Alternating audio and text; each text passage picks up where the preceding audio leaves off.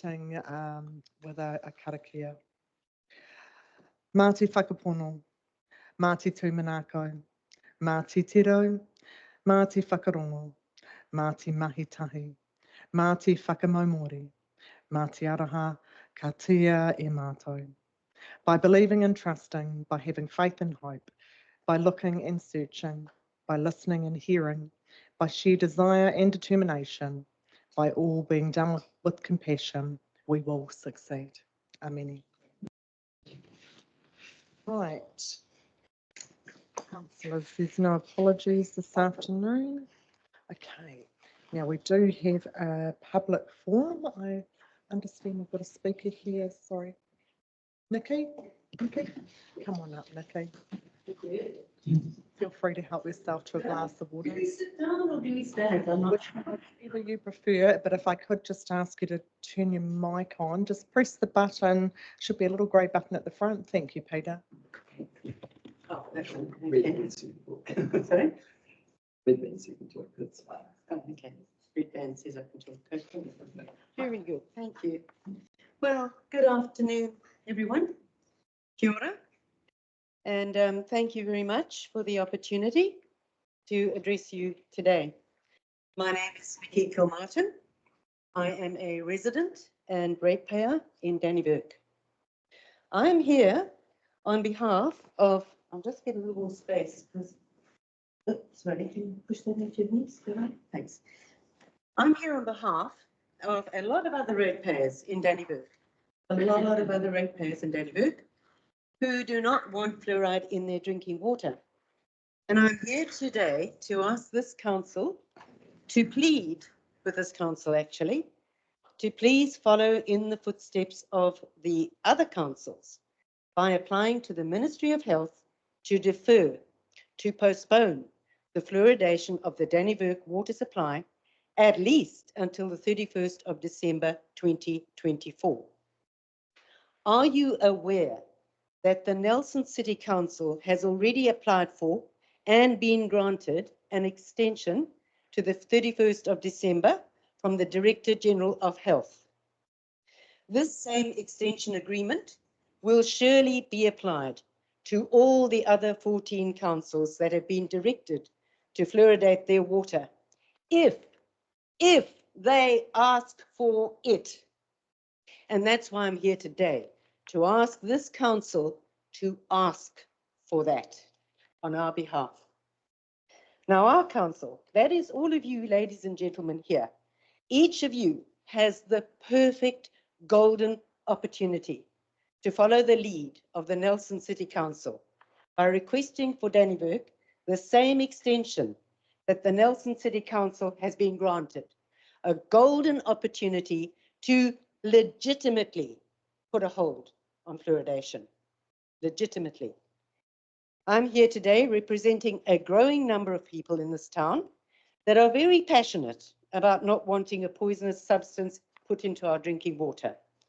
We have been making every effort to tell this to you, our Tararua District Council. We do not consent to forced medication. We do not consent to forced medication. Our numbers are growing and our voices are getting louder and louder, as mine is right now, getting more and more passionate about it. We are not going to go away. You need to know we are not going to go away. Are you aware that right now there are more than 500 ratepayers, residents in this area? Actually, it is now closer to 600 that have signed a petition that they do not want fluoride put into the Dannevirke water supply. This petition will be presented to council in due course, but for now, it would be beneficial for you to know that the Director General's directive to fluoridate this town's water supply has not only been ruled as unlawful by the High Court, but it is also going against the wishes of a substantial number of people that live in this town.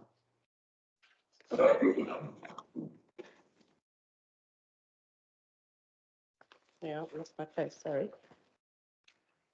If a growing number of people in this community are convicted and convinced that fluoride is bad for them, then we should respect their choice, shouldn't we? Shouldn't we? Surely you are aware that the mass medication of a population against their will is a breach of the Nuremberg Convention and the New Zealand Bill of Rights. Many of us here are called in this life to wear a number of different hats. I myself wear a number of different hats. For example, you are not just a counsellor. Are you a mum? I'm pointing at the lads here, sorry about that. Are you a mum? Are you a dad, right? Are you a granddad? Are you a nana? Too young to be a nana, okay? Well, there may not be any nanas here, but what I'm pointing out is that many of us are privileged to be part of a family, to have a family and to be part of one. Now let's imagine for a moment that there are 2 glasses of water here on this table, right? So this one on this side has just a little bit of poison in it, a little bit of 1080, a snippet of rat poison. In fact, there is so little fluoride in this glass that you can't even see it, right? Oh, and you can't filter it out either because that's exorbitant, expensive equipment in order to do that. Some people are allergic and hypersensitive to fluoride. Yes, the symptoms range from skin eruptions, eczema, headaches, weakness, muscle spasms, chronic fatigue, and gastrointestinal problems. Did you know that fluoride accumulates in the pineal gland, reducing the production of melatonin, a critical hormone?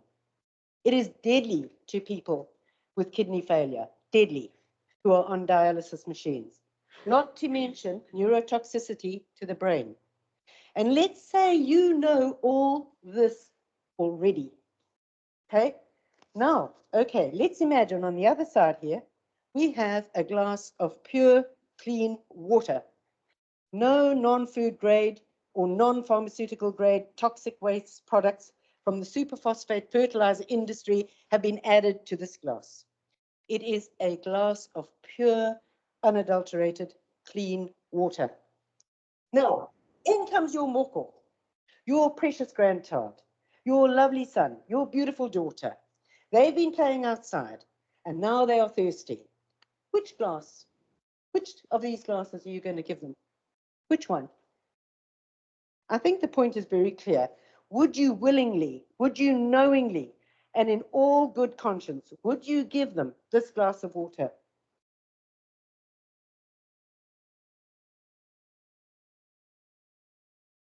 Everybody's very silent. Oh, look, you might say, none of that applies to me. I live outside the town water system. Well, do you never have a cup of tea or coffee in town? Or a meal? Do you have a family or friends in town? No to all of those? Okay. Are you employed here as a counsellor with a responsibility to protect as best you can the well-being of the people in this area? If one person has 8 glasses of fluoridated water a day and another has just 1, then the use of fluoridation as a medication is illogical. It is actually absurd. No responsible doctor in the world would give his patient a jar of prescription drugs and say, hey, take as many as you like. Give them to all your friends. Give them to your family. In fact, give them to everyone you meet. You'd say, that's crazy. And you'd be right. It is crazy. It's totally crazy. But that's exactly the same crazy principle that is being carried out here when a mass medication is put into the water supply. It's the same crazy kind of illogical, absurd logic. Crazy. Did you know that over 75 nations have stopped fluoridating their water because they now realize that the so-called experts were wrong about fluoride being in some way beneficial to the human body? The directive to fluoridate Dannewerg's water supply is based on claims that it has medicinal benefits for teeth. But this research is and has been proven to be unclear and ongoing. And in any case, there are far more effective ways to protect teeth. I mean, brushing your teeth regularly is one. Good hygiene, following a healthy diet, these are all good things to do. And when it comes to tooth decay and cavities, the main cause in New Zealand, and indeed in the entire Western world, is an out of control addiction to sugar and to sugary drinks. Here, Kerry Sutherland, we were just talking to you the other day about that very thing. And you were in agreement that this is the really huge problem. Now, out of control consumption of fizzy drinks, cereals, and lollies, that's the problem. And here is the thing. Here is another thing. If there is anybody out there who really and truly still believes that the benefits of fluoride outweigh the negatives, why don't we ensure that those people have access to purchase fluoride tablets in the Dannyburg pharmacy? Right? They can then control exactly how much fluoride is put into their body. And they will have free choice that way. Others like us who don't want it in the water will be able to decide not to purchase those fluoride tablets in the pharmacy.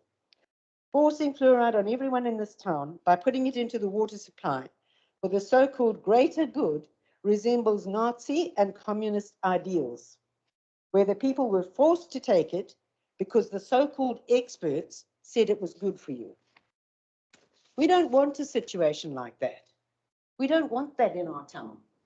And to conclude, we the people here are asking you, indeed, we are imploring you, every one of you councillors sitting here, we are pleading with you to follow your personal conscience in this.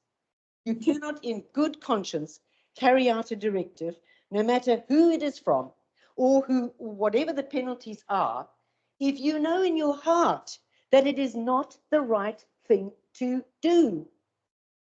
More so when you know that it is unlawful because it breaches Section 11 of the New Zealand Bill of Rights Act. The latest research is showing that fluoride is not effective, and nor is it safe. The evidence that fluoridation is more harmful than beneficial is now overwhelming. Collectively, here, you have it within your power to stop this. You have a golden opportunity to legitimately put a hold on fluoridation. Together, it is within your power to ask the Director General of Health for an extension for this directive, for it to be postponed for Dannyburg at least until the 31st of December 2024. And this will allow more time for all the legalities to become clearer. Please, please, we implore you, we implore you, we plead with you, please do this. Please set this in motion today for the people of Dannyburg. We are putting our trust in you to do the right thing. We would also like to ask you to please confirm as soon as possible to the public that fluoride will not be added to the Dannyburg water supply at least until the 31st of December 2024. So if you can follow the lead of the Nelson City Council in this, we thank you in advance for your efforts to action this. Thank you. I just want to remind the council that there is a public meeting that we're working hard to create for the people of Dannyburg to come to a public meeting on the 23rd of April at 7 p.m. at the Hub. Now, you know, if we are still sitting in the same position as we are today, it's going to be quite embarrassing for the council, because the general public of Dannyburg will be told about this meeting today and what was presented by the people. That will be embarrassing if there's been no movement at all from this council on this extension application plea. Thank you.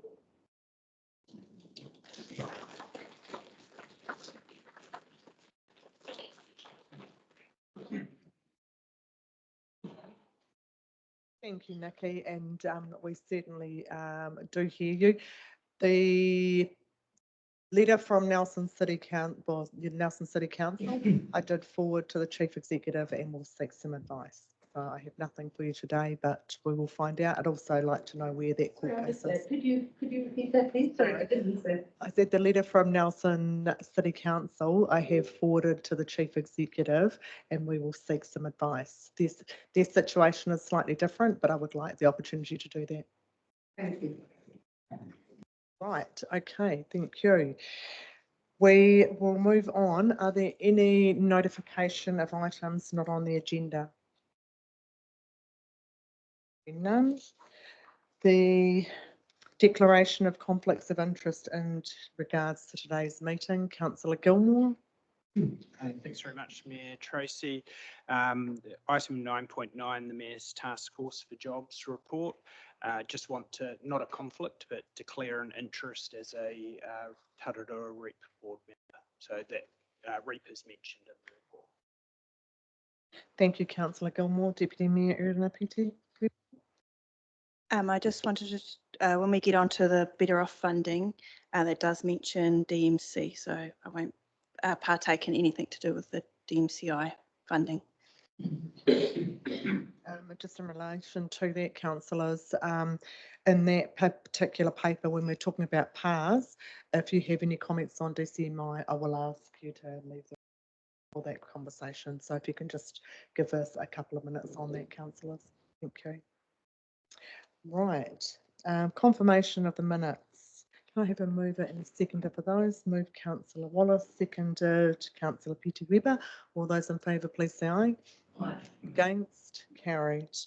Right, we'll go through those page by page. Page 5. Page 6. Page 7. Page 8. Page 9.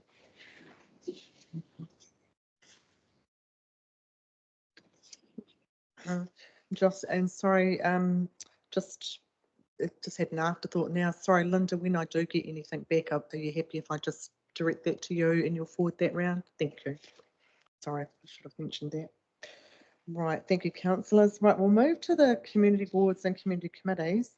Can I have somebody move that they are received as a block? Councillor Gilmore, Councillor Franklin, all those in favour, please say aye. Against, carried. Right, the Ikitahona Community Board, page 11, page 12, page 13. Just querying on page 13, Councillor Gilmore or Councillor Long, just in regards to the new flagpole, they've dealt the liaising with facilities just around how that'll be placed in the concrete. Thank you. And page 14. Moving on to Explore Pahia Toa, page 15.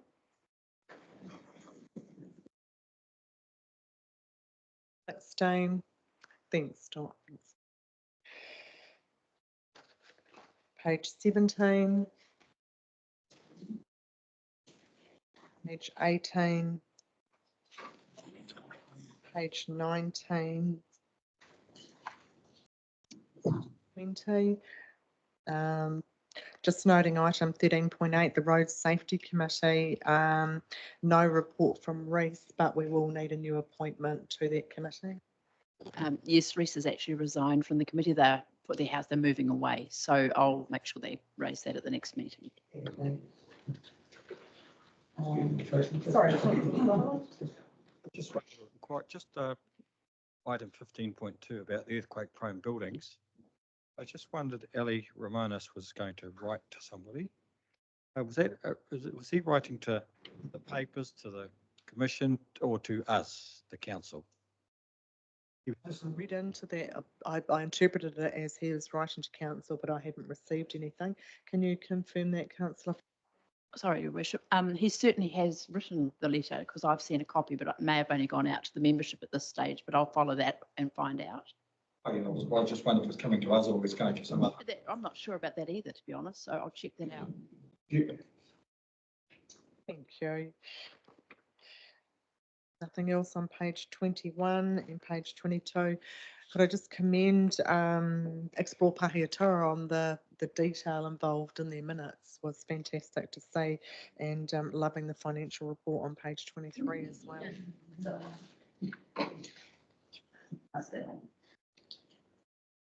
Positively Woodville, page 24. page 25, page 26. I just ask on page 26 if Councillor Johns or Councillor Gilmore, with Mr White not receiving a board order notice, can we just pass that on to comms and check that his letterbox is, because I know they do have detailed records. You've carried that out? I've spoken to Nick White. Part of the problem was that his letterbox is on a wall inside a bit of an alcove, and that was no doubt missed by whoever was doing that road. But I think he might even regret having spoken up at the meeting. I wasn't at that meeting, but just from the comment he made to me. Thank you. Councillor Franklin? Apologies, Your Worship. I've just read the email from Ali. He sent it to you and to me and said he wasn't sure who the appropriate person was to direct the letter to at council. So what will I tell him? I'll go back and see. Sorry, I'll double check on that on the email and I'll come back to you. Sorry, and I haven't picked that one up. So it's dated the 8th of March. Okay. Right, page 28. And again, if you can pass that same feedback on to Positively Woodville, fantastic, transparent minutes. Really appreciate that. Dennyville Community Board, page 29. Page 30.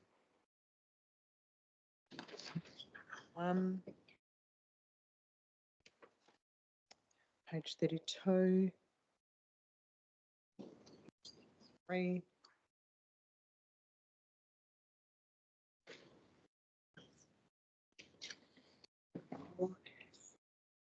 The next report is from the Chief Executive, 9.1, the change of location for the proposed sheltered seating at Fountain Square.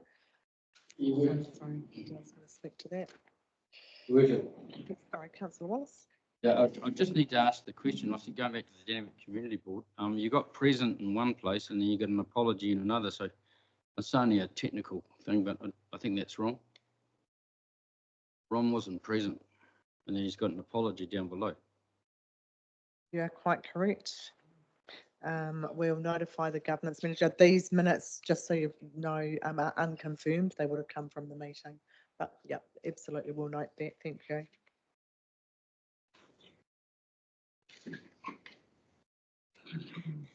Right, welcome, Adele. Thank you, Mayor Tracy. You'll note that the Chief Executive has, as the author of this report, that is essentially about the statutory requirements around revoking previously made resolutions. I do want to draw your attention to point 2, clause 2, reason for the report. We've got an error there. Well, I apologise for that. I'm not sure why that talks about better off funding support, but this report is about the proposed location of the structure on Fountain Square. So the previous resolution, the facilities team made a recommendation to house that proposed structure on the southern side of the building. That recommendation from the facilities team was essentially about optimal use. As directed by council, we've gone back and had a conversation with them and understand that's not the preferred location by the Woodville Women's Institute. So this report is merely recommending a change in that recommendation to build that structure on the northern side towards the Ormond Street end. To move the recommendation. Happy to second. Thank you. We have a motion moved by Councillor Johns, seconded by Councillor Gilmore. Is there any further discussion? Those in favour, please say aye. Aye. Against, carried. I will. Thank you, councillors. Right. I'd like to welcome James Single to item 9.2, proposed dog registration fees.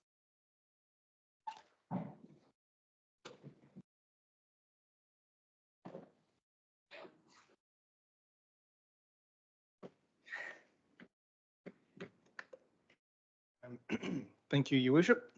This is the annual report that needs to go through earlier than the rest of the fees and charges, so that we can have them adopted in time for the legislation requirements to get them advertised at least 1 month before they're posted out.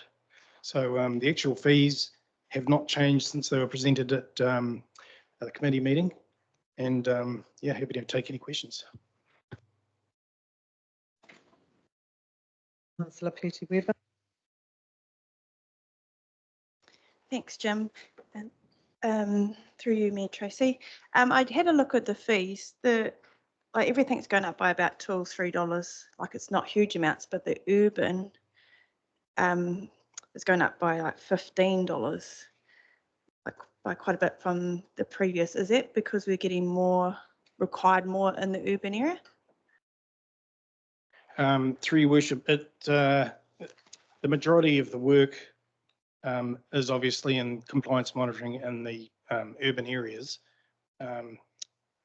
We also have raised it as an incentive to seek out a selected owner policy so that you can get a discounted rate. So that means that, if you get a D6 dog, there's less roaming, there's less attacks, there's less, puppies.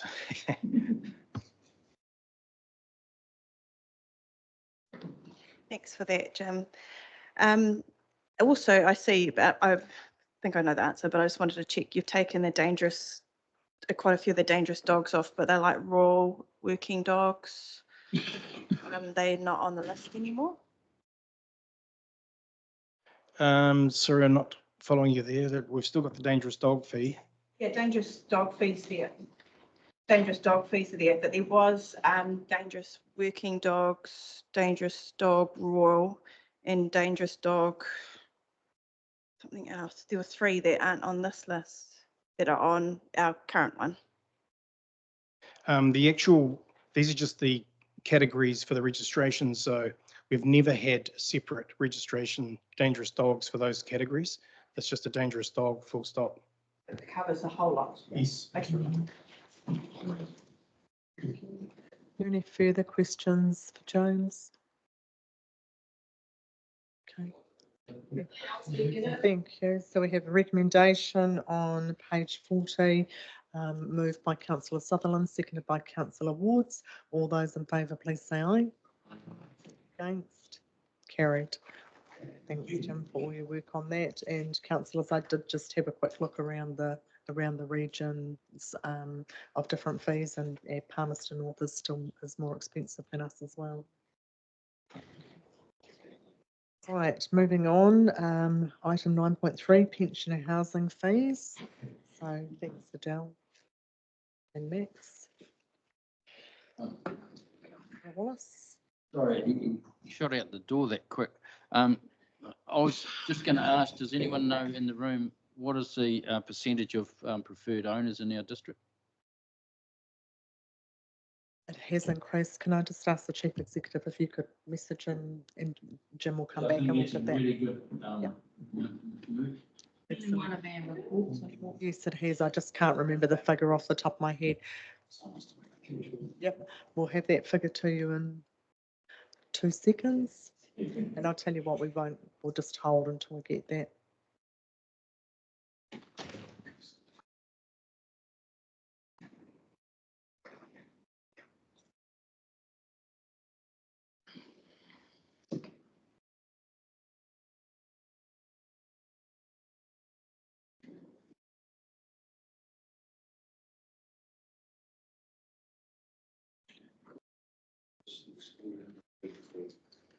$633, Councillor Wallace. Preferred owners. Was that as a percentage? Sorry, out of, yeah, so 9%, yeah. So that doesn't work. And a trustee council. That it is an improvement of what it used to be, but yes, that's a way to keep your dog registration lower, is to get that preferred ownership. Councillor Johns. Tracy, I imagine that most rural dogs, farm dogs, wouldn't be in preferred dog character because it would be cheaper to just be rural dogs. So that skews the percentages. Councillor Johns, it is skewed. Right, item 9.3, pensioner housing phase. So welcome Adele and Max. Thank you, Mayor Tracy. Following the deep dive into pensioner housing in the Audit and Risk Committee earlier on, we've partnered with Finance to have a good look at this activity to ensure that it is able to remain within its self-funding direction, and are proposing for you today a move to increase the self-imposed limit alongside of the new fees structure. We have, as directed by council, we have looked into the new proposed pensioner superannuant benefit from the Ministry of Social Development. I wonder if we can put it to you for any questions, and then I'll go to Max to answer any of those. Thanks, Adele. Does anyone have any questions? Councillor Sutherland? Thanks, Mayor Tracy. Through to Adele. Through this, yeah, I did chat about it a little bit last time, but where are we? Just two things really. The percentages where those rents. Anyway, I'm not sure where I was looking, but the percentage of net rent, we're looking to lift them to that's right, to propose rents to 31% or a bit over of gross super, which equates to 37% of net super on the current income and taxation, which is one thing. But if are we looking to set a level of at 33% of gross rentals? Just a question. I mean, we're getting high enough at 37%, but I do see that probably most of them will hopefully receive the accommodation benefits, $47, which would be quite helpful with that, I suppose.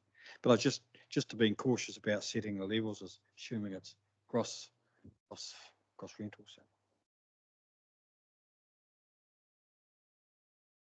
Thank you, Councillor Sutherland. So can I just clarify that 31%, we're proposing to set the level at 31%, the cap. However, we believe, let me rephrase that. We're proposing to set our self-imposed cap at 33%. However, under the current structure, with what's available to us, we believe the activity can operate at a level of 31%. The rationale behind allowing for that extra 2% flex is so that we don't have to come back to council to have a change in that policy in time. Bearing in mind that council will still approve on an annual basis the fee structure for pensioner housing, so you will see that tracking, and we will report on the activity as we go through respective committee reports. Does that answer your question, Councillor Sutherland? Yeah, through me, Tracy. You know, I was quite happy with that. I just was looking for. That's okay. Oh no, that's okay. The conclusion was 33% of gross superannuation. Yeah, so that's okay. Got a bit sideways. Thank you. I've got Councillor Johns, Councillor Wards and Councillor Gilmore. I was going to move the recommendation, but I'll leave it to A little early. A little. Councillor Wards. Thank you, Worship, and thank you, Councillor Johns. Item number 4, the proposed rent increase. It may be through you, Adele, to Max. From memory, our little reserves, our little jam jars of being able to do things were pretty low. And I appreciate that you've built in depreciation and interest on what hopefully might be a reasonable reserve soon. Does this allow, I mean, this looks good on a table for an annual year, but does this reflect the catch-up stuff we have to do? Has there been some sort of buffer built into this proposal to get us back on track, Max, or not? Through you, Mayor Tracy. I have to admit, the proposed rents, it's a wee bit tight. It is a bit tight. Yeah, it is tight, but I guess we have the option in 12 months' time to revisit. And I think the other thing to understand is that since the 1st of July last year, there's been a lot of catch-up maintenance, and going forward, it will be in a more planned manner. And basically, the team will really need to set priorities and manage it, within it. Yeah. Thanks, Max. Councillor Gilmore. Thanks, Your Worship, and part of my question's absolutely been answered. And I appreciate all of the work that's been done on this. This activity has, always been set up to be a self-funding activity.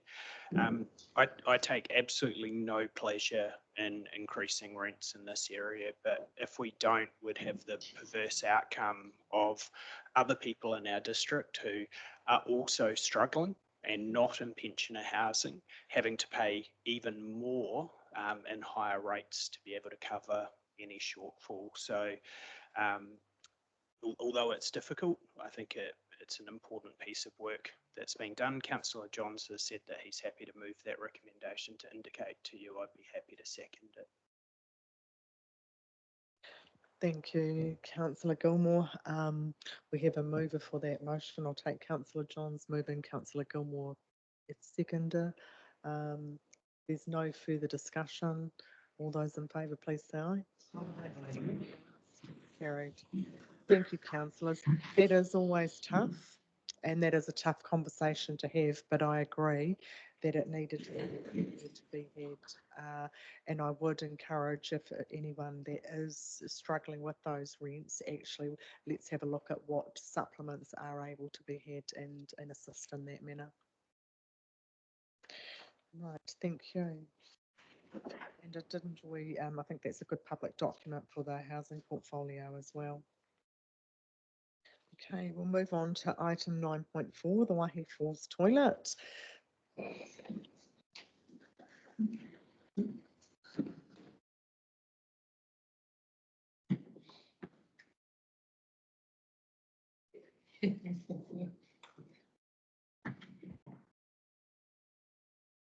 Happy to take the reporter's read, Mike.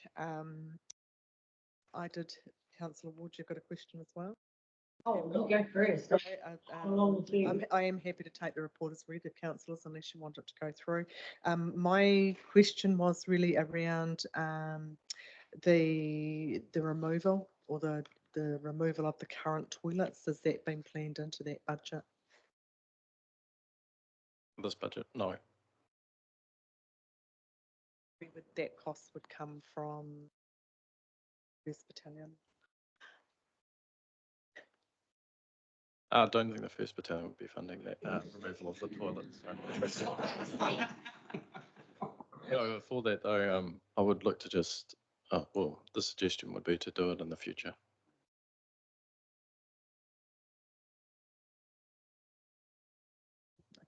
Okay, Councillor Wards and then Councillor Sutherland, and I'll just ponder on that. Thanks, Tracy. Question through to you, Mike. I mean, you've given us an option here, either or. I've written a question beside the or that declines to contribute funding to this. If we don't do that, what will happen? Do we forfeit the? Okay. Yes, through you, Mayor Tracy. Yes, we forfeit the funding application. It was based on the support of that, so the office was asked to help out with that. As we know, with applications for funding, some work has to be done to secure that sort of funding. So that's where we were, and this ends up being the whole point, I think. Okay. Thanks, Councillor Wards. And I guess initially we were required for 50%, so it is definitely a better solution. Councillor Sutherland. Thanks, Mayor Tracy. Toilets and particular Waihi Falls have been in front of us a few times, and we weren't comfortable with certain things that cost, but I think the outcome's great here. Looking at I was surprised at the 3,000 visitors. That surprised me, the estimated number of visitors to that area. But I think the signal, we wouldn't like to apply for funding again. We threw this back and said we're not having the 100 grand. So in a way, I think the result is good, but if we decide to no, we're not spending 26, wouldn't like to go back again and or try it again. That's just my thoughts. Thanks, Councillor Sutherland. Councillor Wallace. Yeah, I just congratulate you on the work you've done, and for 26 for that return, it's a lot of people. So well done. And I think this is one of our. We have a lot of people stay, in a lot of different places, because I don't know how that you put your thing in your phone and you go somewhere. They all think Waihe's Falls 5 minutes out of Dannevirke. So we have a lot of people stay, and we're going to Waihe Falls. And okay, so I'd say this is a great asset for our district, and because there's not too many Waihe Falls around. There is one further out at Pongaroa, but it's even more impressive, but we won't worry about a toilet there. It's on private land.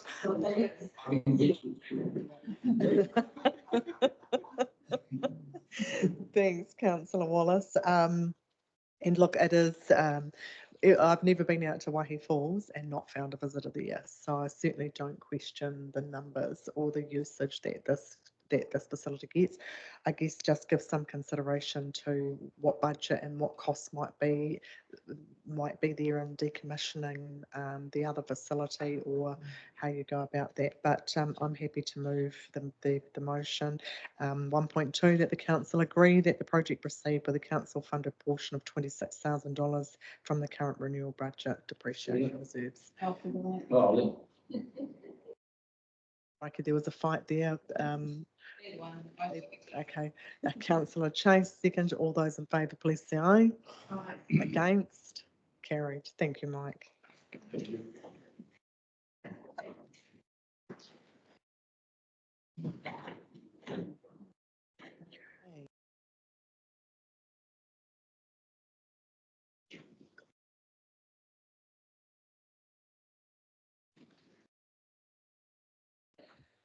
Right. We've got item 9.5 that the Chief Executive will take. I'll just ask councillors, we'll just take this one slowly because we've got Sarah filling in. We just need to capture this correctly. Created some panic there. Yeah, thanks. Thank you, Your Worship. No doubt we're aware that this item was presented yesterday as part of the Audit and Risk Committee.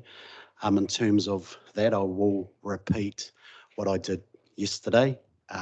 So although you have a recommendation from officers in front of you, which is to adopt the unaudited CD for the current LTP, our position on that since the preparation of that report has changed. Officers' recommendation is that we do have a delayed LTP for 12 months. Our reasons for that is, well, actually going back to the reasons why the government actually introduced the legislation in the first place was to provide councils across the country with the opportunity to do this LTP different. It is an unusual thing for government to do, but we're also living in unusual times as well, with a lot of changes that are coming and being thrown upon us by government. What I can say is there's still significant unknowns within the direction of government, everywhere from freshwater policy to some of the wastewater discharging in terms of potentially changes to the regulation. They will all have impacts on our ability to make very good decisions, or good decisions relating to our 3 water assets. If you would ask me right now what my confidence level was in relation to some of these numbers that we are putting into the long-term plan, and outside probably year 1 and 2, I would say it would be on a low level. And I certainly think there's a lot more work that we need to do to provide the information for you make a better decision around the long-term planning of this district. Right now, there's so many unknowns that it makes this very difficult. To add to that, we are running out of time. So we are looking at having auditors here very soon. In fact, I think the auditors were due this week to start actually auditing the LTP. So we will need to get them back pretty soon to actually audit the LTP document, probably as early as next week. And thinking about some of the discussions that we still to have around the LTP, I feel that we'll be rushing things. And I know you made it real clear to me earlier on that you didn't want to rush through budgets. And unfortunately, we're now going to be in that position where we may need to rush through those budgets. Yeah, there's probably a number of other things around our reasoning for it, but certainly staff that we've spoken to, not just ELT, our wider leaders as well, feel that a delay will also give them more time to focus on presenting a good LTP that we could be, well, I guess, proud of in terms of the satisfaction level that we've actually dug deep to really look into this. I think I've pretty much covered everything from an officer perspective. There is risks with anything we do. So I think I'll just leave it there and open up for any questions.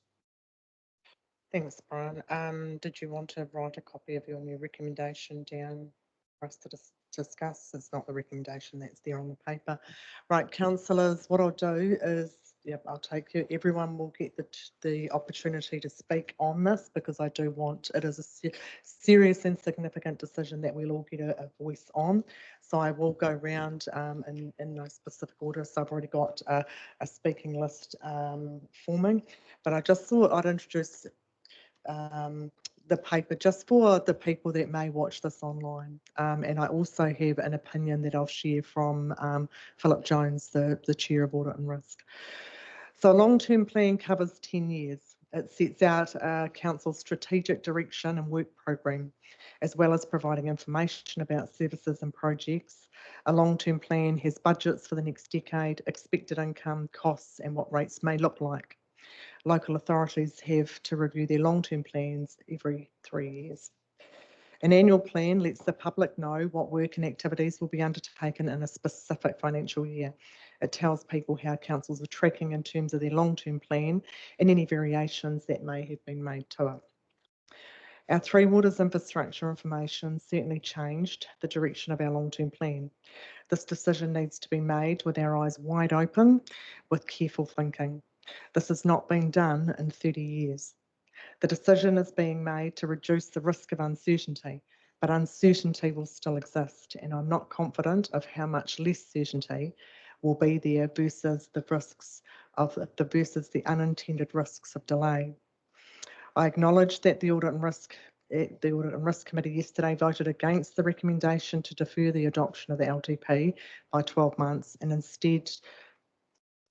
instead of preparing an advanced annual plan. This was a difficult decision.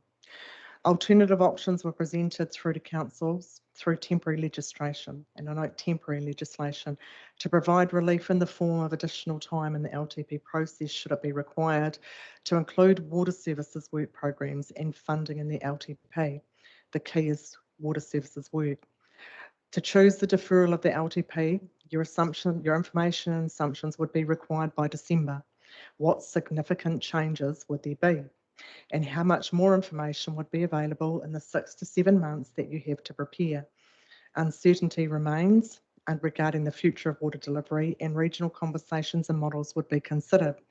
I can't see enough information being available in 6 to 7 months to make that change.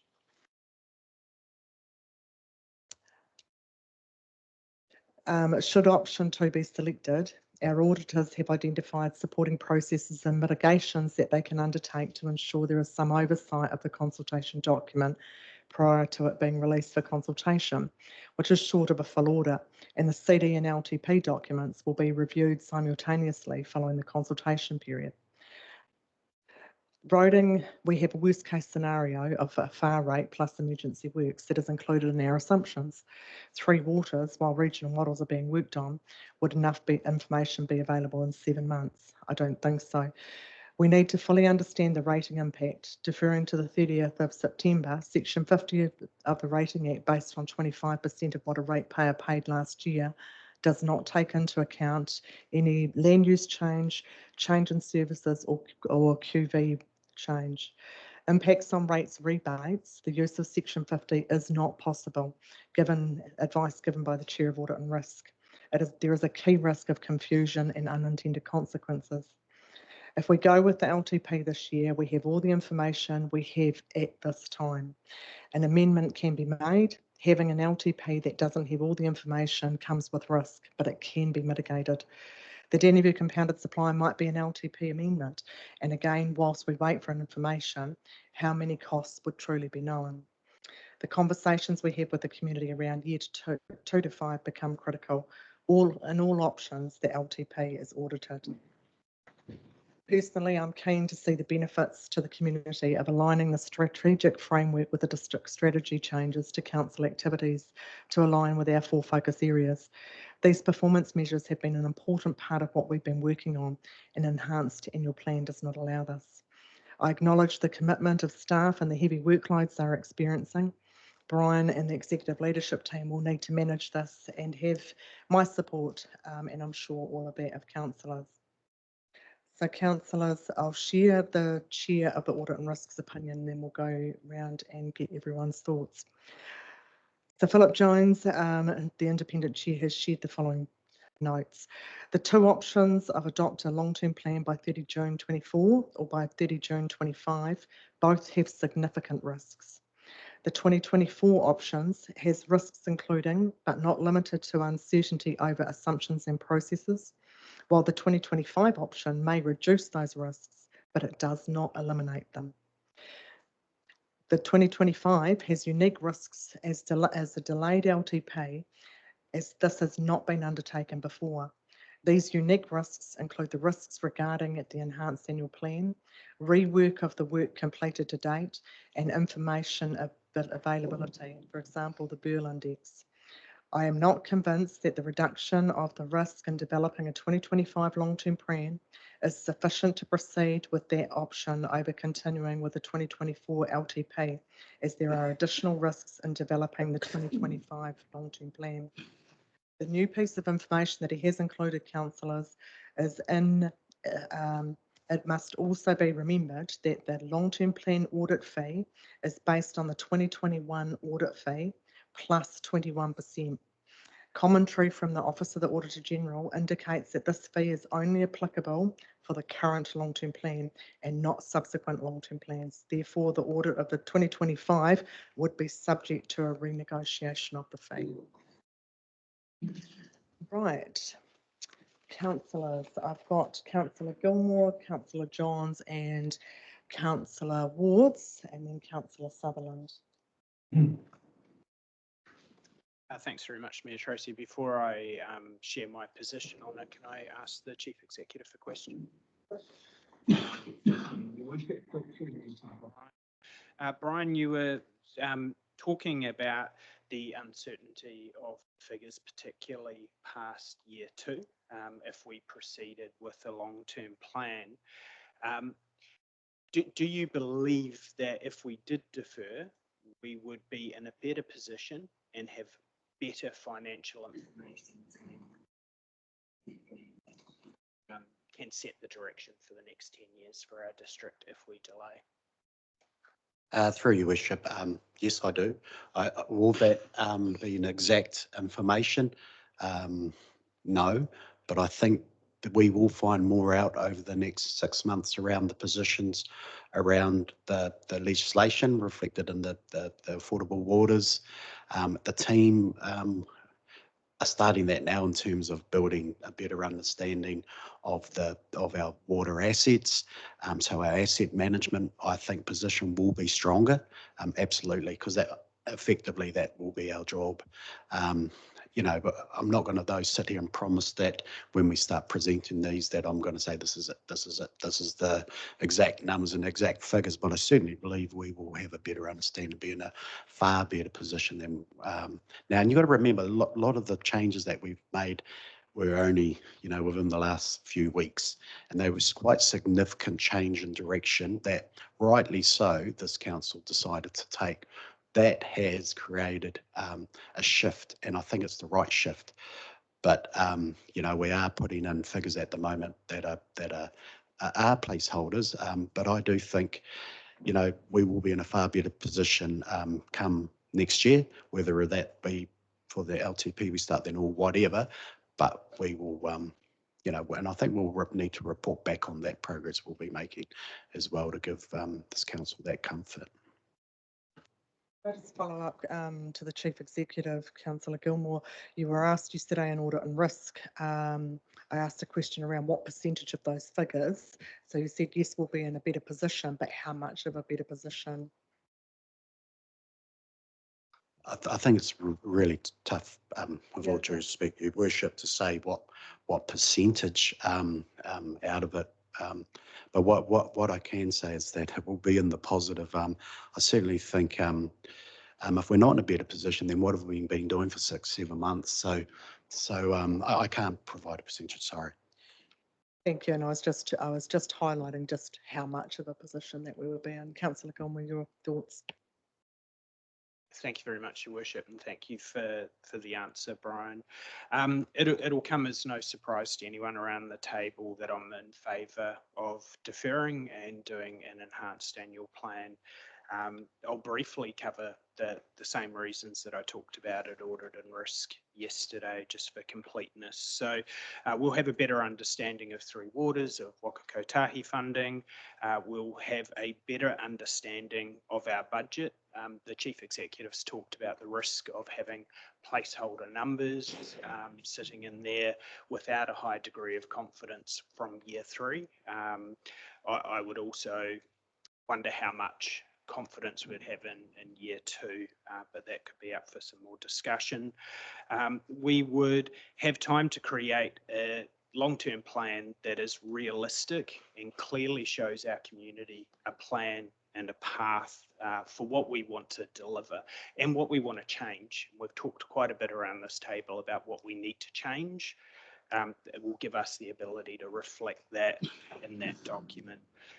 It'll give us more time to get clarity on the district plan. It'll give us more time to develop a clear rationalisation plan and to be able to go out with that.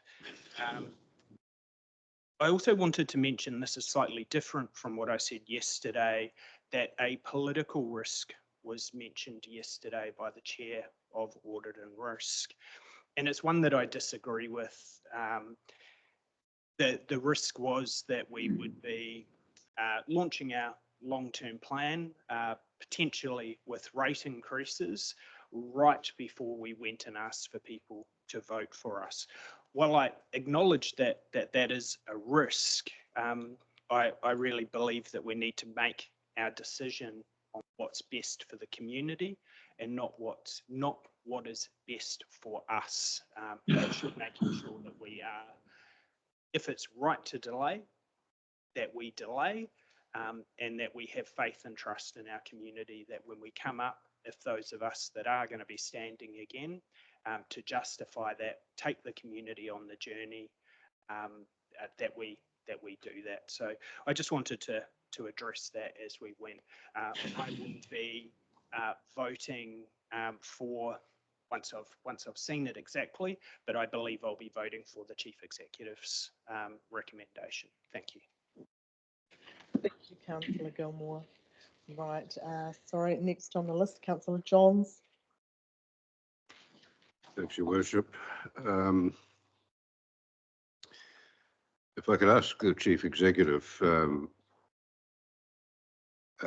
what additional, firstly, it's very reasonable to assume you'll know in a year's time or in 6 months' time more than you know now. That's normally been the case in my lifetime.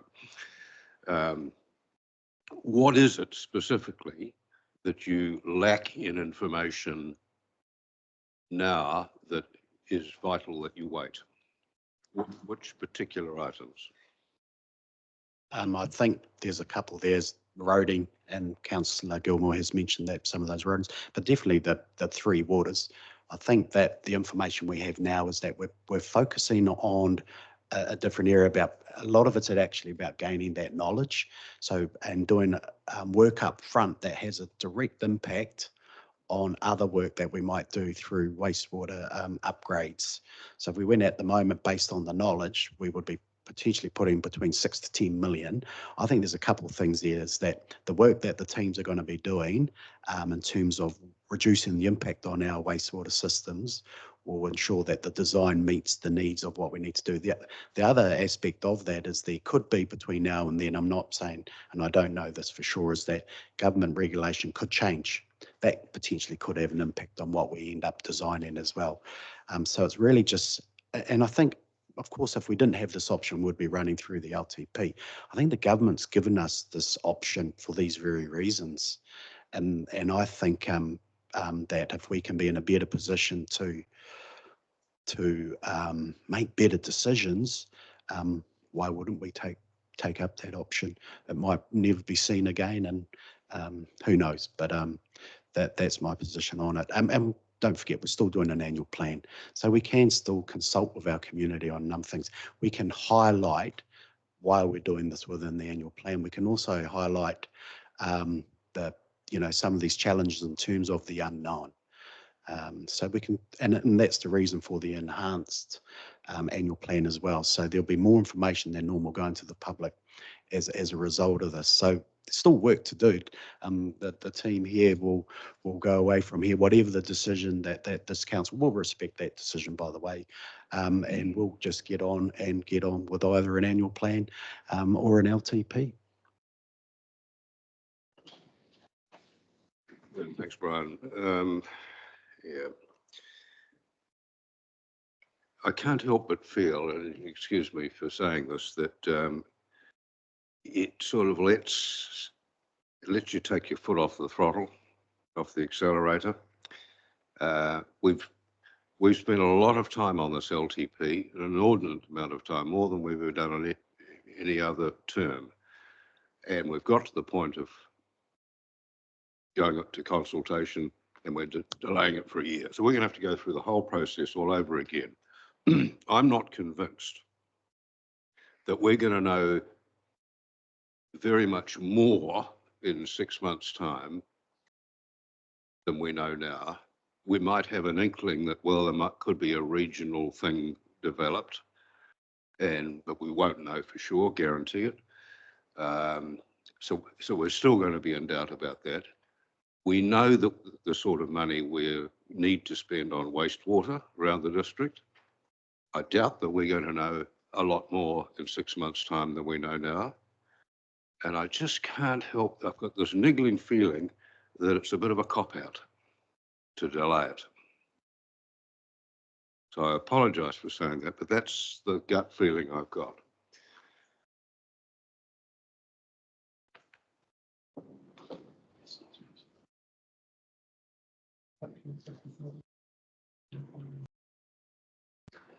Just want to totally respect your viewpoint, Councillor Johns. I think that the reality is that none of us here will be taking the foot off the pedal. In fact, either way, that foot's down full.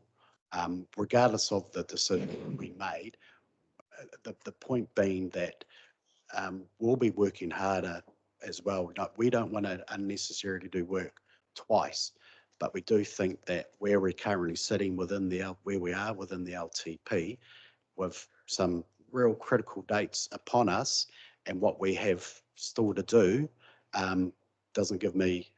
We will do it, but certainly will be challenging, and the information will be the best that we have at this point. We are running out of time to continue doing what workshops we did this morning. We'll be pulling those budgets and putting them together for an LTP now. I'm looking at Sarah and the team, because they're going to go away from here and be working from this point when we leave, pulling that budget together to present by next week. Thanks, Brian. So Councillor Johns, I'm recording your views. Okay. Councillor Woods. Thank you for the opportunity to speak, Your Worship. No surprises. I haven't changed my tune, but I do want to make a couple of additional comments. I clearly concur with Councillor Scott's rationale and logic. I I want to take the time though, Brian, to acknowledge you and your team. When I first started expressing my concerns about this is too loose, we don't know enough, I'm not ready to make a call. I remember you saying at a number of those workshops, no, we can't start, we've got to just keep going, we've got to keep going. And it was as late as last week that you stood up and said, no. So I commend you for your courage. I thank you that you've obviously listened to concerns of staff who want to present us with the best information. And that's probably why I'm making the stand that I am. These are uncertain times. There's so many things changing, on a weekly basis, let alone on a daily basis, that we have to try and pull together all of that in the environment that's happening. So the lack of information has concerned me right from the start. It probably wasn't until 2 weeks ago that I started to walk away from this room and go, yes, we're starting to nail it. We now are getting. So for me, the LTP started 2 weeks ago. I won't commit our ratepayers long term to something that I couldn't hold my hand on my heart and say, actually, over the next 3 to 5 years, this is what we're going to focus on. Might be a bit of an amendment, but I don't think we're there. And so I'm not prepared to agree a direction, a budget, and projects over the next 3 years that may never be required, may have to be changed, may have to be replaced completely with the knowledge that we have at the moment. We pride ourselves on being able to pivot and be nimble, and I think if we stop the wheel that is moving at the moment and recognise that the spokes of that wheel have changed, we need to go for another wheel. And it will be clear from when you put the motion, Your Worship, that I will be backing a deferral and be asking us to proceed in an enhanced AP. Thank you for the opportunity to speak. Thanks, Councillor Woods, and it's important that everyone's voice is heard and people understand. Councillor Sutherland. Thanks, Mayor Tracy. Just a couple of things before I sort of say what I'm thinking. You in your comments, that section 50 about the rating and the difficulty there doesn't affect an extension of the long-term plan. It affects the option if we extend 3 months. So that's not affecting either of the two options here. Right, and if we do extend the long-term plan, if we go for the extension for 1 year, then we'll just strike rates and invoice in the normal fashion. But that's the issue about audit fees. Some of the councils that have decided to defer have a different viewpoint. They see some advantages around audit fees without me saying what their views are on it.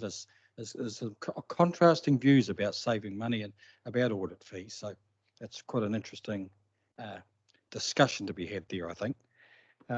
But just coming back, so that's just, I just wanted to clarify the rating really. But back when the Water Services Bill was introduced by the new government, along with that came the change in legislation allow for the extension for 12 months.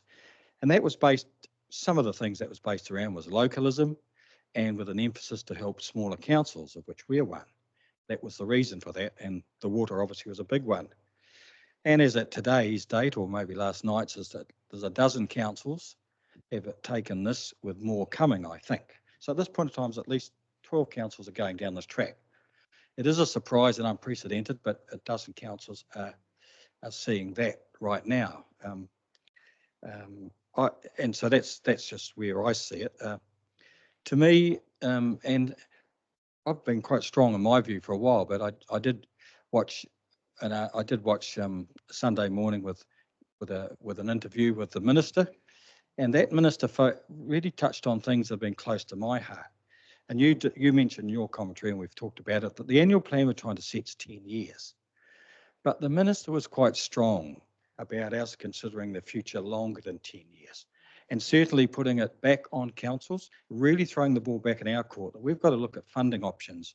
Would really not to commit what the government would do, but I could see from his tenure, and I believe the same, we've got to consider funding options longer than 10 years, other models to try and flatten rates and do things. And although we're statutorily bound to look at 10 years, I think we are in a position now, we've got to sit back for this district and say what decisions we're going to make the next year with Three Waters are for generations, for 30 to 50 years. But certainly with funding, and we've got this conversation is going to be quite hard with funding. And I don't think we can set levels of funding in 10 years that are going to rectify Three Waters. Who knows what at the end of the year the government is saying they're going to come with going to do something about funding. But what I could take from the minister's view, that is not going to be very helpful. The only help we can get is what we look after ourselves with CCO models or joining with other councils. So it's the ball's right back in our court, and I don't think it's an easy thing. It's not going to be easy, but I see if we went with an enhanced annual plan, if we went ahead with the long-term plan, as Peter's suggesting, which others are suggesting, I think the figures we're going to look at are just all sorts. They're not going. I don't think next year, we are concerned that they might not be right anyway if we extend it, but they certainly are not going to be right, in my view, in any way, shape, or form if we fire ahead with a long-term plan as we are now. I think an extension will give us the opportunity to really focus and look at our infrastructure. We may not have all the facts and figures, but we have got the dam. We are moving ahead quite well. But I think the option to perhaps consider those, to look at funding, I think we'll be in a better place. I respect Peter's view that let's get on with it, and as a cop out, I don't think that's. I'm sitting here like Scott. You know, there's a risk to our position if we were to stand again, but I think we've got to sit back and now make decisions for the Tararua and for infrastructure that's a couple of generations ahead of us. And I don't think myself, we've done so much good work. I think that work will be taken with us on a new LD plan.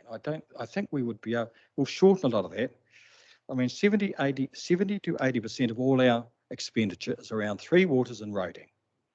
We won't know about Wakakatahi's income, their money to us till the end of the year, and the government are under incredible pressure with roading, and we won't know much about water to the end of the year. But we're being forced to look after ourselves. I can see that, and I think an extension would make all of that easier. And I know the staff are going to have a lot of pressure either way here. I mean, I was prepared to perhaps soften my view a couple of days back, but I have sort of hardened my view about this. I have got a bit more passionate. I think I'm looking ahead and thinking we need to do this. Not different to your view, but I respect that. It's everyone around here will go with whatever way, but I think there are far more advantages in saying just hold back and let's take option 2. That's me. Thank you, Councillor Sutherland. If I could just ask, maybe there's a staff member here, but I did do that research this morning. I could not come up with 12 councils. So, but I do think, since you've mentioned that figure. Sorry, Tracy, can't hear. Sorry. If somebody could just have a quick look, because this morning when I did that research, actually I didn't come up with 12 councils. So I do think that's important just to do that. I certainly came up with a few. Your thoughts, look, I certainly don't disagree with an aspirational view longer term. The challenge I've got is that in the next 6 months, you are still not going to have that information. That would be the only comment I'd make, but thank you, Kerry, for that. But if somebody could just do that little Google, I think I came up with Waipa, Gore, Hamilton, sorry, Waikato, and South Wairarapa were the 4 that I came up that had taken that. If someone could confirm that figure, that would be good, just for the public's interest. I'll go back to the option 2 part. I've written you down as defer LTP enhanced. I shouldn't. Thanks. Sorry, I've got a bit of an echo on mine. Right, Councillor Franklin. Thank you. You got me confused there a bit, Kerry. I was starting to think, I've certainly, I've absolutely agree with councillor Scott and councillor Sharon and councillor Kerry. I think that the old adage, or I think that's what it's called, of act in haste, repent at leisure, really rings in my mind with this. And I absolutely endorse everything that they have both pointed out. And I do also acknowledge and respect the work that has already been done.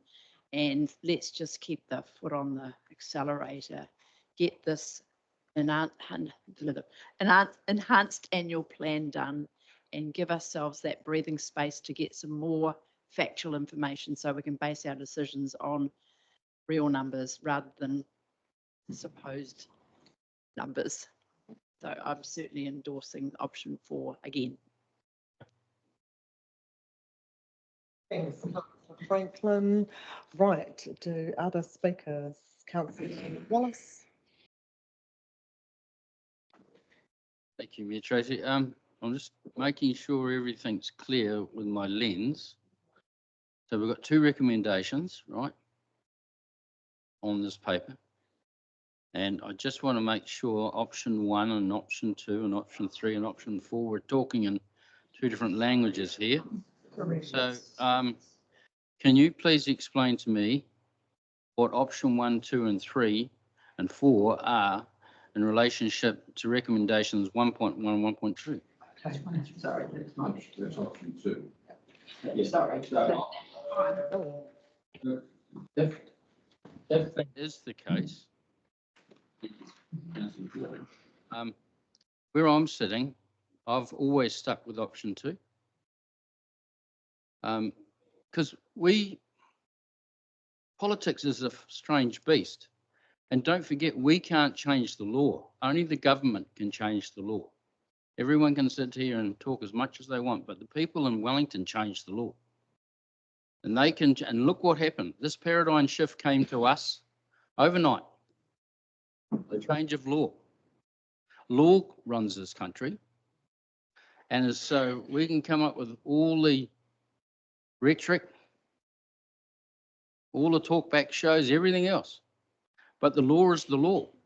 So we could be sitting in here in 18 months' time, and guess what?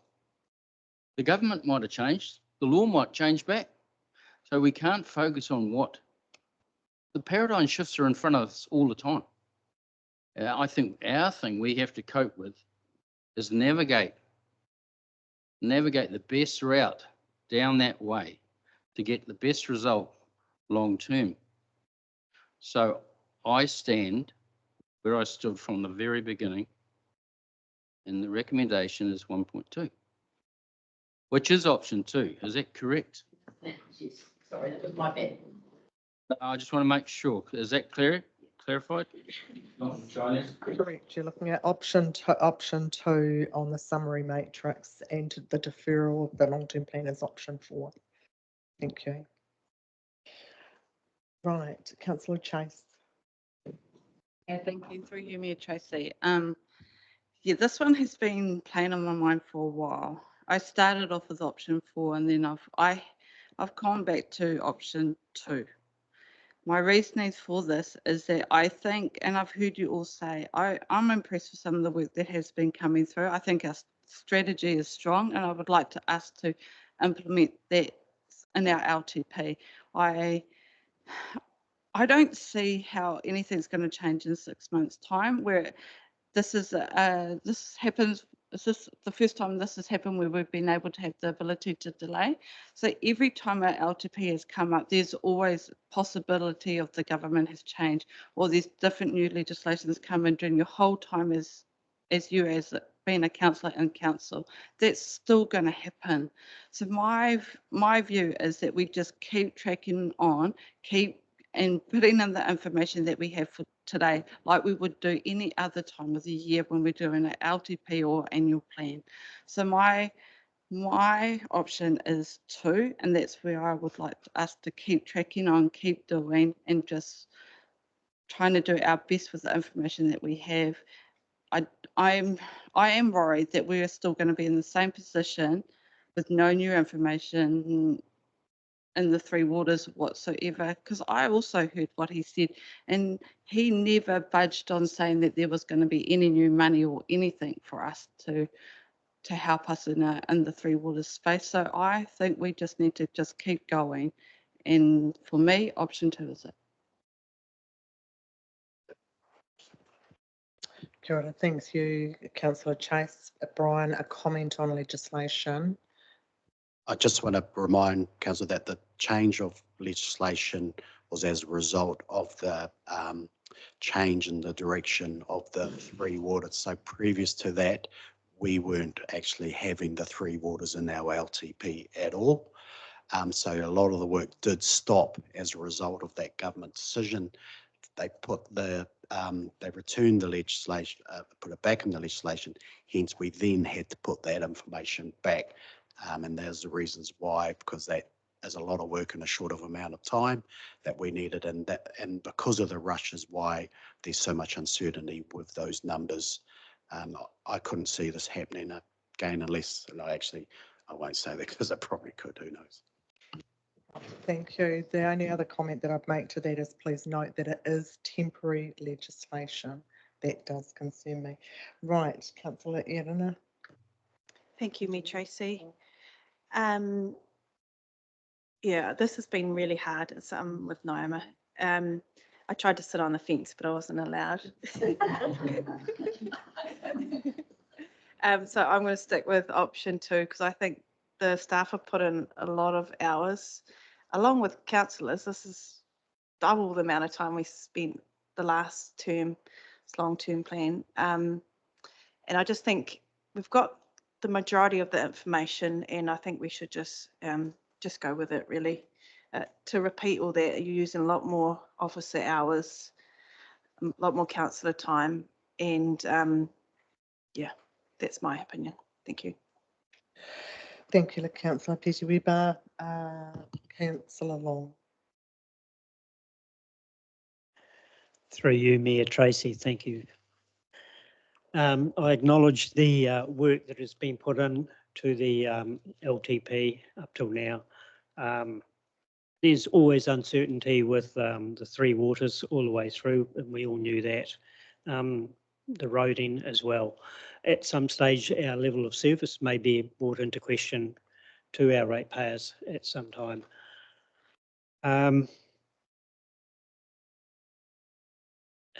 Really difficult position we've been put into. I will vote option 2.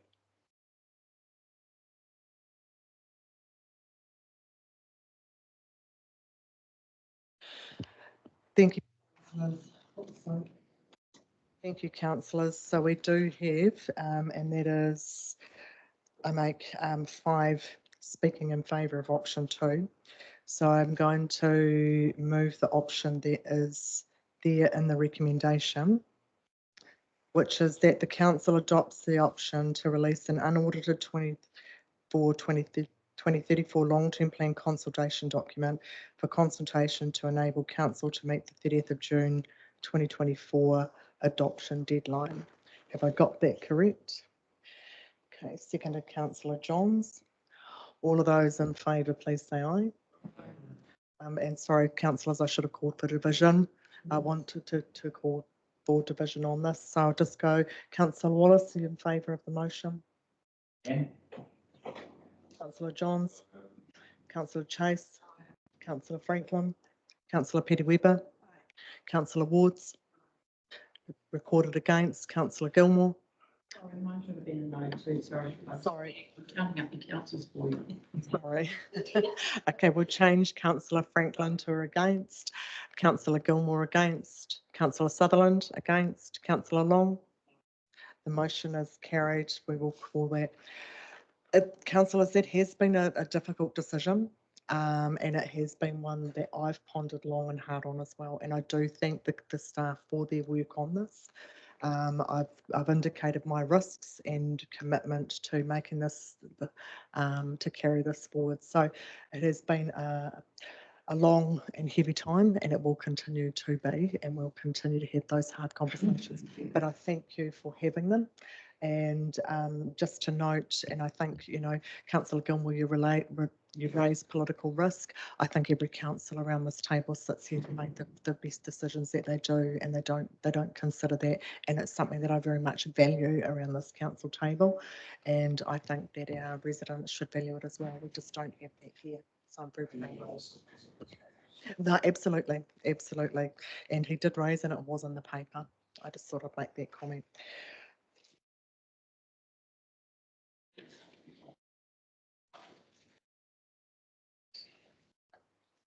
Thank you. Okay.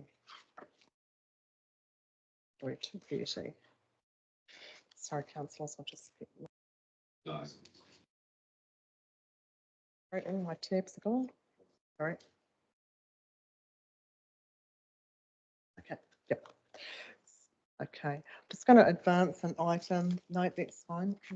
Sorry, if I could just jump to item 9.9, the Mayor's Task Force for Jobs. Just have a staff member that needs to leave. So welcome, Jaron. And I'll get my tabs back.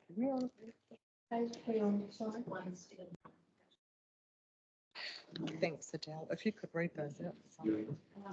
My agenda's now falling apart. I'll hit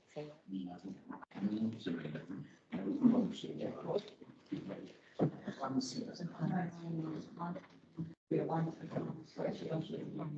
well-worn agenda is now falling apart. Okay, welcome, Jaron. And it's great to have you on board. Cool, thank you, Mayor Tracy. Kia ora tātou. It's been suggested that I take the report as read. So I'll just provide a brief overview, but also some further context around the Mayor's Task Force for Jobs program for those that aren't familiar. So the Mayor's Task Force for Jobs, or MTFJ, is a nationwide network of New Zealand's mayors working together towards the vision of all rangatahi, young people, 16 to 24 years of age, being engaged in employment, education, training, or other positive activity in their communities. These community employment programs are entirely funded by the Ministry of Social Development, MSD, and are coordinated through Local Government New Zealand, LGNZ. So for our program, for the 2023-24 period, we've received a total funding package of $325,000. That was made up of the first tranche of $150,000 received in June 2023, and additionally the second tranche, $175,000 in December 2023. To date, the Tararua MTFJ has effectively met all contractual obligations with MSD and LGNZ. And of the 33 councils involved in MTFJ, Tararua was one of 9 of the programs meeting or surpassing the targets set for sustained employment outcomes, which is placement into employment lasting longer than 91 days. As of the reporting period, our program has achieved 68% of the required contractual outcomes, with 25 individuals placed into sustained employment. And I fully expect our target of 38 placements will be met before June 30. In addition to job placements, the MTFJ emphasises skill development and training initiatives to enhance employability, and our local rangatahi have recently benefited from programs such as Outward Bound and the Downer Traffic Management Training, amongst others, providing them with valuable skills and experiences for them to thrive in our workforce.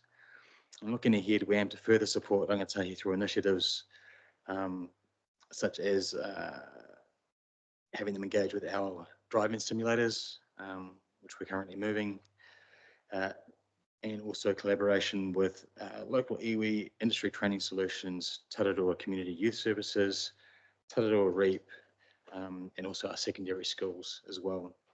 And while I have the time, I'd like to thank my predecessor in this role, Fontaine Chase, for the stellar job she's done over the last few years, and it's made my transition into the role very easy and simple.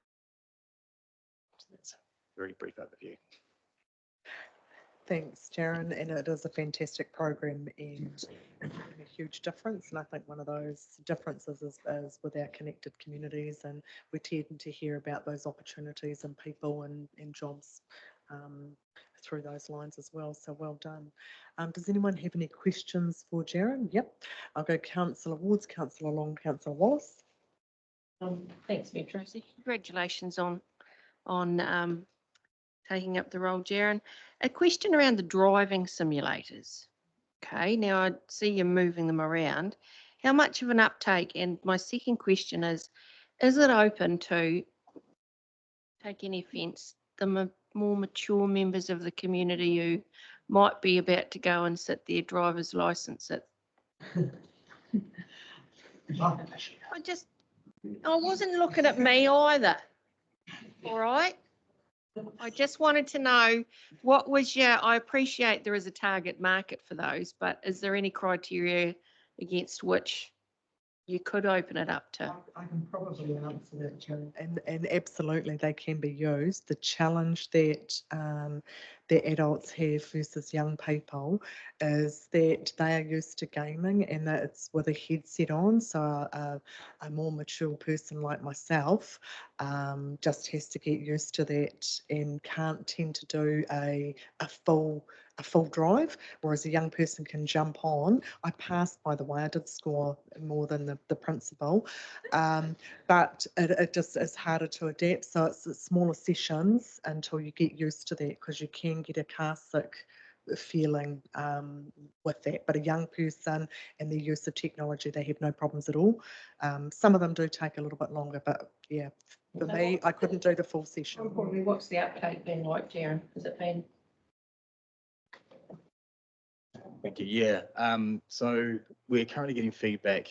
They've been held at the Ngāti Youth Centre for a little while. So we're getting feedback from them. I have to meet with them next week.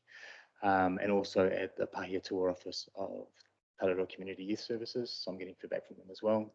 I think the uptake has been good. The issue that we have around them is just having someone to facilitate the session, to have someone direct the session. So when there is someone to direct the session, then it's very useful. Otherwise, maybe treated more as a game or a novelty. And that is sort of the challenge as well. So we've moved the Southern simulator from youth services over to Tararua College. So the uptake there, because that's part of their driving program, it's much more effective. And so that'll be some of my focus is to figure out where we move it to next. Ideally, Dannebrog High School will be target, so I'll meet with them hopefully in the next couple of weeks. So just have someone facilitate, and then we'll work out how it's going to work from there. Positive feedback. Thanks, Councillor Woods. Councillor Long. Through you, Mayor Tracy. Page 180, 5.3, the graph there. Forestry, are you putting people into forestry and farming?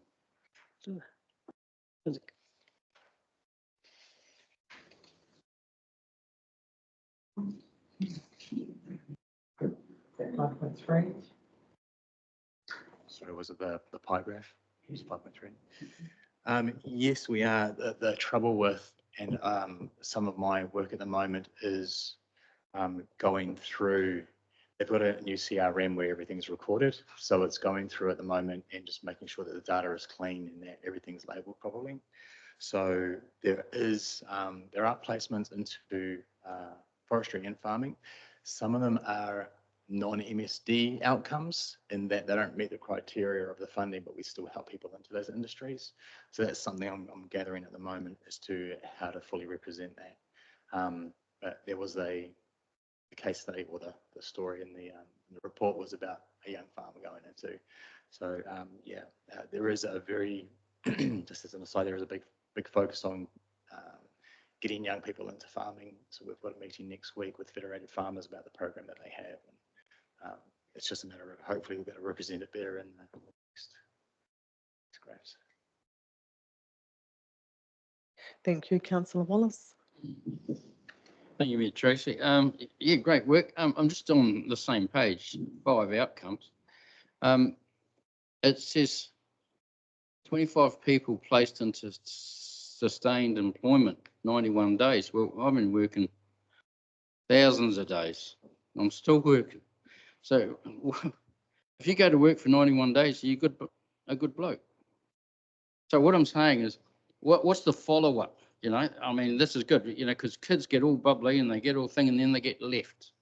You know, so the follow-up, have you, from the, when you started, or Fontaine and both you guys, the follow-up going through, i.e. probably leads into an apprenticeship.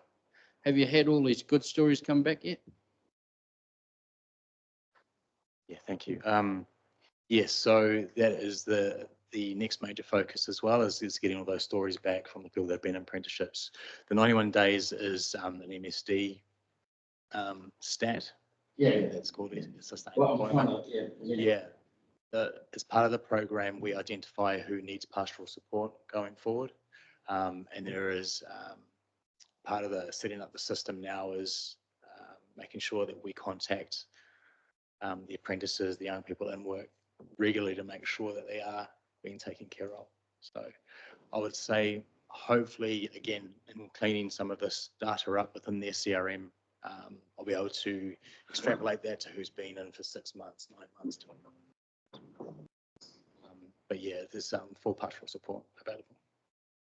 Yeah, just supplementary to that. So what I'm saying is going forward and in their journey, because, you know, that probably the cognitive diffidence that kicks in, you know, they think, oh, I'm good, and then they get all distracted or whatever. But if you've got, so there's a bit of wraparound going on.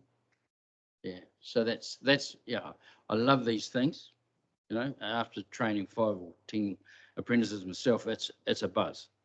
You give a kid a direction and a purpose in life, they change overnight. Absolutely. Well done. Thanks, Councillor Wallace. And that pastoral care, just from my knowledge, they do check in beyond that period with the young person and see how it's going, so they're not left. And we do find those out, so we'll capture all that. Councillor Gilmore. Thank you very much, Your Worship. Jaron, thanks very much for the report. It was great to see Jaron report again. So, I'm really impressed by the quality of it. One thing I just wanted to say, more as a reflection, is the stories that you've put in are incredibly powerful. A big part of Mayor's Task Force for Jobs, I think, is the story of what it's doing for our young people. So I just wanted to commend you for putting that story in and just encourage you for future reports to continue on with it. A very, very high quality report, Jaron. So thank you very much. Thank you. The only rep that I'll put around that is so that the person isn't identifiable. Yeah. Just so if I can just have a look at those prior, that'd be good. No, thank you for that. Are there any further questions? Okay, I'm very happy to remove that report. Seconded, Councillor Gilmore. All those in favour, please say aye. Against, carried. Thanks, Jaron. Interrupting. So, Councillor Kerry was right. There are 12 so far. Grey District, Bulla, Central Otago, Waimate, Gore, South Wairarapa, Waikato District, Waipa, Waitaki, Tararua, Atruasan, Western Bays and Westland. We're not one, that's not one. We're not on that list. I'll find you another one. Well, we Just take the bench. just decided against it, yeah. The outstanding enhanced pension plan. I'm getting confused now. Doesn't matter now. Doesn't matter now. Oh, we lost.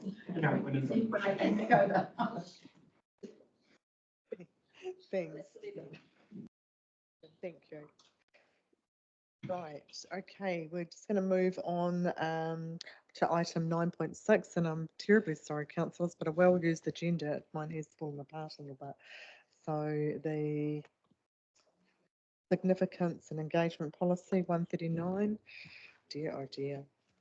What page are you on, Sam? 139.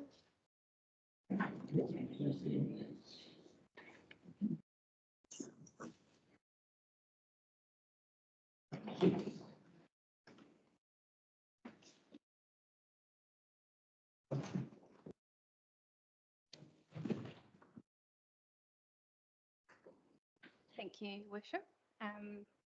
Very excited to be here at this stage now to present this report, this engagement policy for adoption, hopefully. I will take it as read, the report and the policy. But I did just want to highlight, because we're in a public forum, just the review process that we've followed. So we have followed Council's policy review framework. So I've worked with internal and some external stakeholders to review and identify any changes required to the policy, presented at LTP workshops with iwi and elected members, and incorporated feedback from these workshops into the policy too, and also from internal users of the policy. A high-level overview of the changes to the policy, if that's helpful. So I'm just emphasising that the policy is quite strictly governed by the LGA, or the Local Government Act. So there's not huge amounts that we can do, but the changes to the policy really reflect the feedback that I've received throughout this process. So they are minor, but they're hopefully very important and will help us to make better decisions. So we've just refreshed the language, updated the language to ensure we're relevant and consistent with our other documents. We've added a statement reflecting Council's commitments to treaty principles, partnership and participation in decision-making processes. And we've also made reference to a new internal policy that we've developed. And we've updated our modes of communication, updating how we engage section in the policy to include social media, as it was indicated in a recent survey that it is one of our top choices for community engagement. And finally, we've added a decision tree at the end of the policy, which provides an overview of our significant assessment process. So just to clarify, we're adopting this policy outside of the long-term plan process. So while it's being reviewed alongside the LTP development, we don't need to wait for adoption for the LTP. And it's appropriate to do that because we can then use it to guide decisions as to which items we consult on in the LTP document. So that was all I wanted to highlight, but I'm happy to answer any questions. Any questions, councillors? Moved by councillor Wallace, seconded by councillor Peter Weber. All those in favour, please say aye. Aye. Against, carried. Thank you for your. Done really good. Not like today. Yeah. Right, and next up, item 9.7, the iwi Māori participation in council decision-making policy. So Gail's going to take this one. Thank you.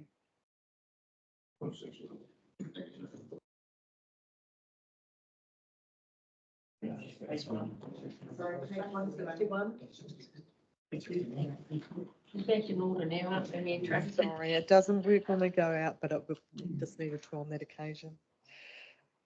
Right, welcome, Adele. Thank you, Mayor Tracy. I too am excited to bring this policy in front of you all today, hopefully for adoption. We have overlaid the same position as the significance and engagement policy in that we have run this draft policy through our same stakeholder group that has been utilised for the previous spoken about policy. Also run it through the Chief Executives group and have also circulated it through Her Worship and also our Māori Ward Councillor just for views. Now, we have in compiling this policy, we have pulled through language that we have already approved at this table by way of either reflecting it in the district strategy, or you'll see table 2, the framework that identifies council's commitment to upholding the treaty underneath those respective articles. That has been approved by this table previously, and in that instance we had iwi at the table as well. We have worked to utilise the levers available to us to ensure that we are giving true effect and upholding our commitment to the treaty by way of Te Tiriti o Waitangi itself, the Local Government Act, treaty settlement legislation of our 2 local iwi, and the memorandums of partnership that we currently have in place. So in that regard, it is the view of officers that this will only enhance our commitment to the treaty, and in doing so, we have not circulated this policy in its entirety as it is today through iwi, because we believe we are utilising the levers available to us to make sure that we are compliant. I just wanted to also draw your attention to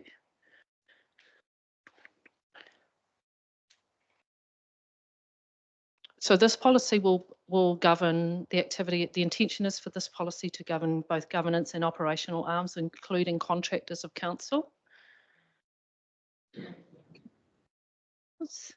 where we refer to other related documents. The kaupapa Māori policy. At an operational level, the kaupapa Māori policy, which is currently in draft, should be read in conjunction with this policy for operations for council employees, because that at an operational level will help to guide the interactions. Any questions? Yep, there's a couple of questions. I'll go to Councillor Wards first. I've got one, Councillor Chase. Thanks, Tracy. Great work, Adele.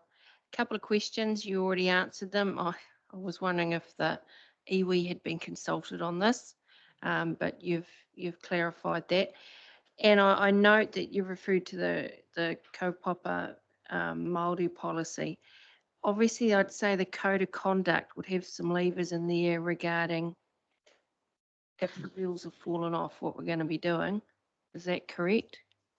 So those two are obviously closely linked, and yeah, be good to see them at some. Yes, you're correct, Councillor Wards. The Code of Conduct is a related document identified in Clause 7 of the policy itself, alongside the significance and engagement policy. Thank you, Councillor Chase. Yes, through you, Mayor Tracy. Yes, I actually like this policy.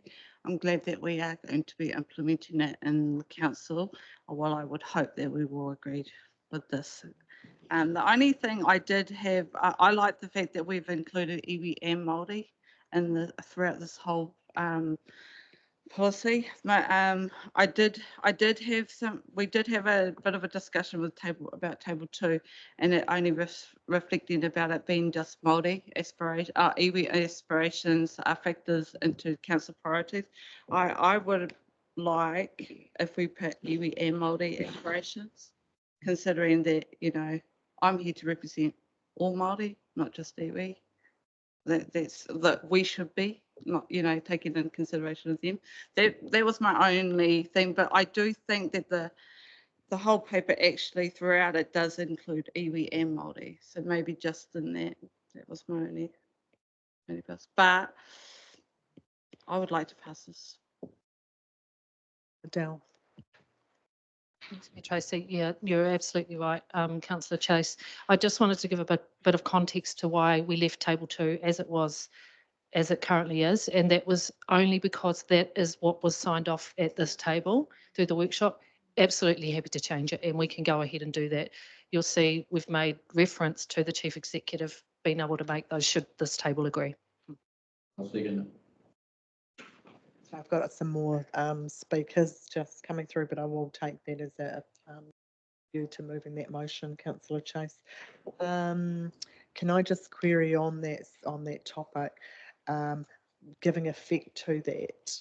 When you're saying you're giving effect to iwi and Māori, yeah, how are you going to demonstrate that? And I guess for me, part of demonstrating that, so absolutely with iwi, harder to give effect to Māori, but part of the role of all governors is that, and I guess it's just making sure we're committed to checking in with the maraes and the hapus that are around the area.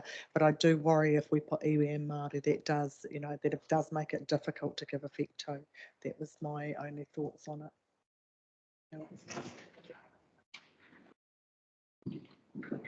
Thanks, Mayor Tracy. And I think it's a really valid point to raise.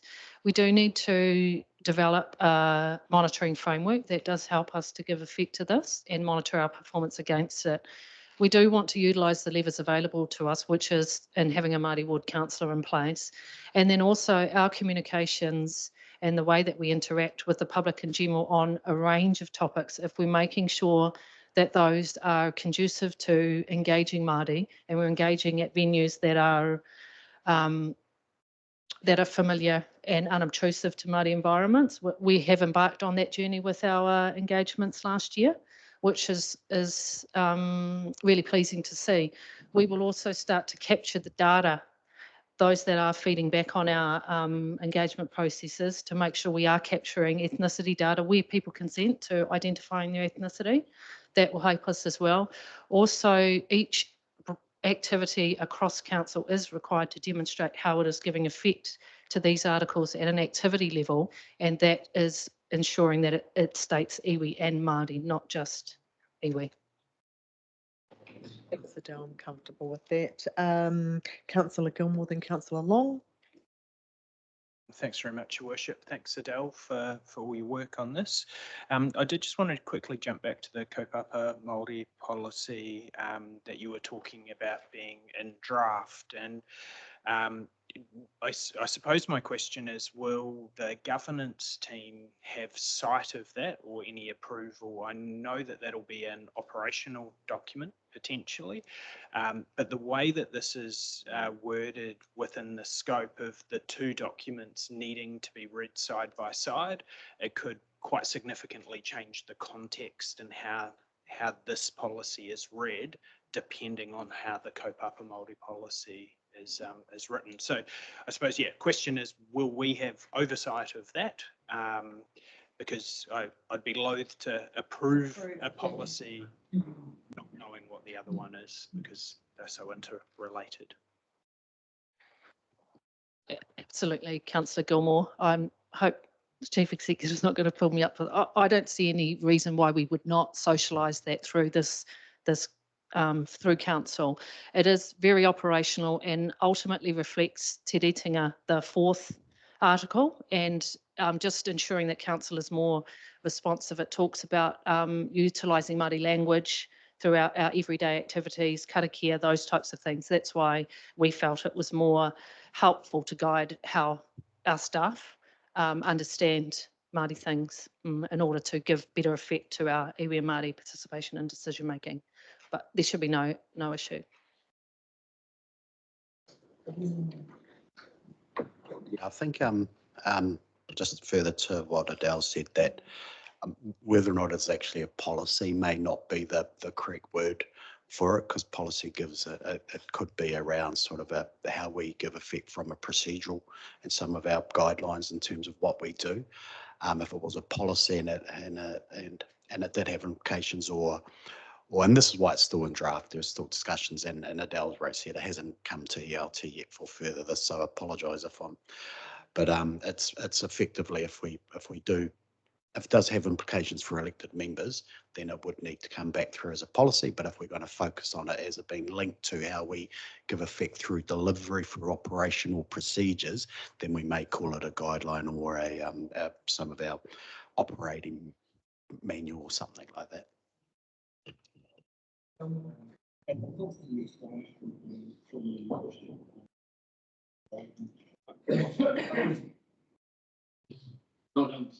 Sorry, who just had a follow-up? You're on there.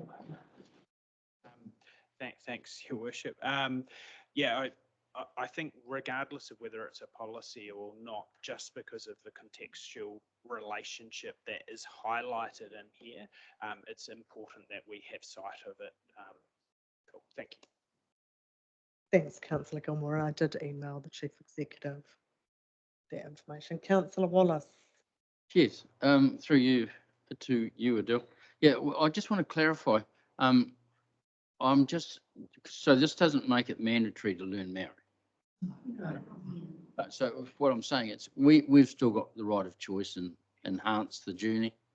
Yeah, it's individual choice, isn't it? I was just trying to clarify what the CE was saying. My lens was getting foggy, and if I don't ask the question, I don't know the answer. Absolutely. Councillor Long.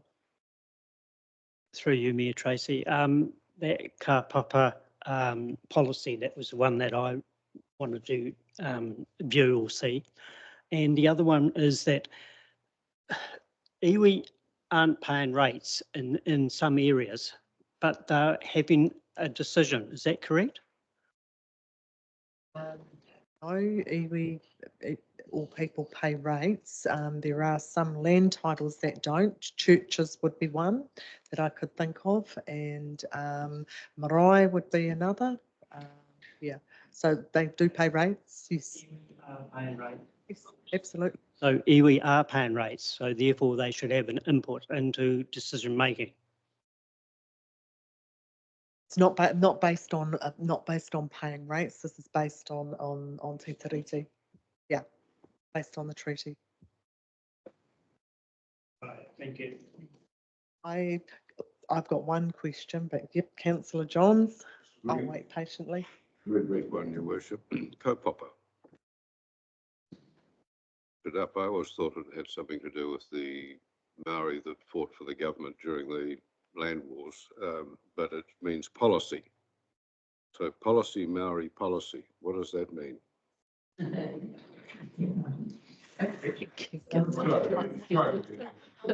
I don't profess to be a real Māori linguist.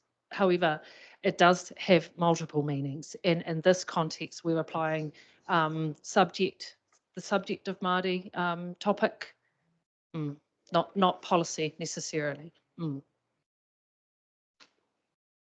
Thanks. Adele, my question was just on page 162. It talks about the policy applying to fixed term staff, elected members, as well as contractors under the guidance of council staff. Where does that sit with the Tararua Alliance? It's a very good question, Mayor Tracy. We do need to embed this. The intention is once this is adopted, we will pull it through our induction processes and various GM infrastructure. Hamish will be working with the Alliance on that one. Because yes, absolutely agree. We do need to tighten that up in our induction processes. Okay.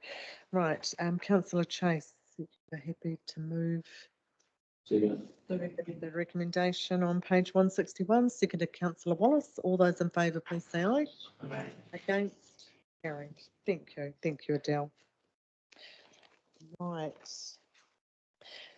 Councillors, you have two choices. It's 3 o'clock. We have got a couple more items. Would you like an adjournment for? Yep. Okay, we're 3 clocks are showing different times. If we come back at 3:10, we'll adjourn until 3:10. Thank you.